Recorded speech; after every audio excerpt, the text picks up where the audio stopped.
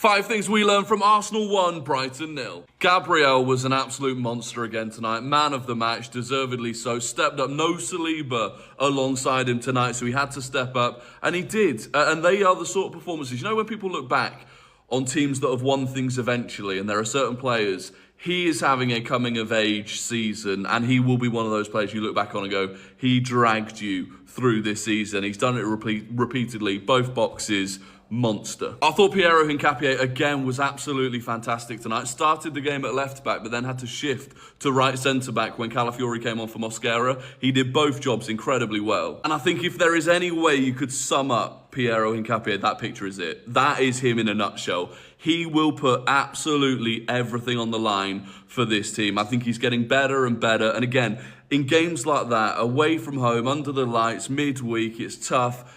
Those sorts of players that will dig in for you like that, they're the ones you need. I've said it once and I'll say it again. Kai Havertz being fit for the rest of the season will be the difference between us winning potentially multiple trophies and not winning anything. The difference he made again when he came on. Look, I love Gyökeres, and I don't mind it when both of them play, but having Havertz up there to go long to, it's his hold-up play, the way he wins aerial duels, it is so much better.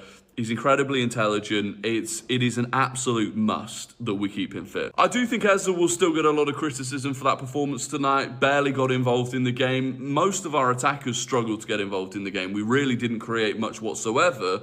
And of course, when you don't create much, you look to players like Eze, your 10. Where was your involvement in the game? I would say, though, some of that criticism should be put on the back burner just for the effort, the shift that he put in tonight, the shift that those 11, 12, 13, 14 players put in.